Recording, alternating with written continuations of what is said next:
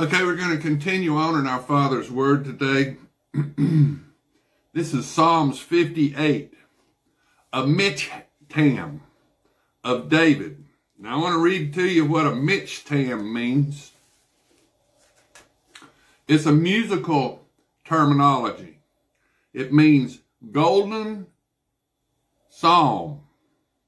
This word occurs in the title of 6 Psalms, 16 and 56 through 60. All of which are ascribed to King David.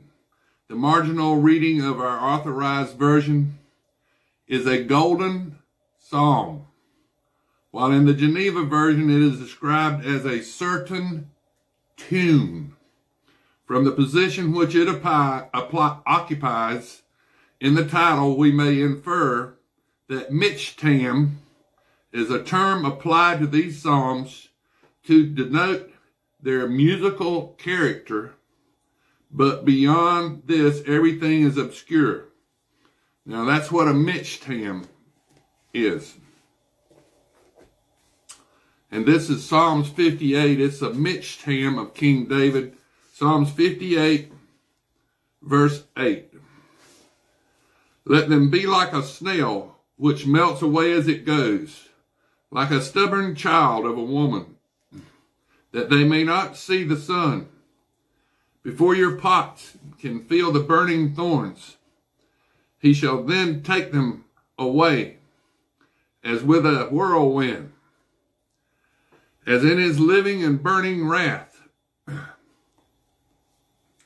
Now, you know, God took Elijah in the whirlwind, that little sports car edition saucer-shaped space vehicle with the Zune and the Zoe as the drivers that took Satan's place. And it talks about that also. God came down with his ark of the covenant, his throne. That's how God moves around with his throne. God's a spiritual creature. He doesn't need any kind of spacecraft to go from point A to point B. But he wants to bring his throne with him. And that's what the whirlwind does. They haul his throne in the whirlwind. Now in Job 38, it talks about the whirlwind. And Elijah was taken in the whirlwind, and that's in 2 Kings. Elijah and the whirlwind. Now, in Genesis 5, it says God took Enoch. And that's all it says in Genesis 5. It doesn't tell you anything about a whirlwind or how God took Enoch.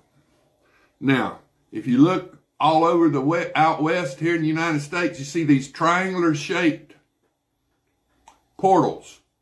Got the circle, a triangular shaped portal. And in the book of Enoch, it talks about Enoch, who was the 7th in line after Adam. 7th generation after Adam. 7 means spiritual completeness. Enoch was the first preacher. And he preached against the fallen angels having sex with the daughters of Adam and trying to mess the bloodline of Christ up so the Messiah could not be born. See, that was Satan's plan all along. And God sent the flood and killed all the giants. And then, after 400 years of slavery to the Egyptians, Israel was sent into the land of Canaan. And Satan sent a second influx of fallen angels into the land of Canaan, where there was giants. David killed Goliath, didn't he? Old King Og had a bed 9 cubits long and 4 cubits wide. The cubit is from the elbow of the king of Israel to the tip of his finger. So the cubit distance, anywhere from 20 to 24, 26 inches. So it's according to who the king of Israel was at the time, how long the cubit was. So God sent Israel into the land of Canaan, the promised land. And God promised victory. He would go before them. And so God promised them victory, but they sent the 12 spies out And Joshua and Caleb came back and said, let's go get them, God. They were ready to go get them. But the other 10 spies were afraid. And so God had them march around in the desert for 40 years so that all of the generation died out in the desert over the 40-year period. And so after the 40 years and there was a new generation of people, Joshua took over for Moses and they went into the land of Canaan and destroyed the giants. And that's what they were supposed to do. Now, let's continue on in our Father's Word. Now, this is Psalms 58, verse 9. Before your pots can feel the burning thorns, he shall take them away as with a whirlwind. And in his living and burning wrath, the righteous shall rejoice when he sees the vengeance. He shall wash his feet in the blood of the wicked, so that men will say, surely there is a reward for the righteous. Surely he is God who judges in the earth. Now this is Psalm 59. To the chief musician, set to do not destroy, a michtam of David, when Saul sent men and they watched the house in order to kill him. This is verse 1. Deliver me from my enemies, O my God. Defend me from those who rise up against me. Deliver me from the workers of iniquity, and save me from the bloodthirsty men. For look, they lie in wait for my life. The mighty gather against me, not for my transgression, nor for my sin, O Lord. They run and prepare themselves, though no fault of mine. Awake to help me, and behold, you therefore, O Lord God of hosts, the God of Israel, awake to punish all the nations. Do not be merciful to any wicked transgressors. Selah. At evening they return. They growl like a dog and go all around the city. Indeed, they belch with their mouth. Swords are in their lips, for they say, who hears? But you, O Lord, shall laugh at them. You shall have all the nations in derision. I will wait for you, O you his strength, for God is my defense.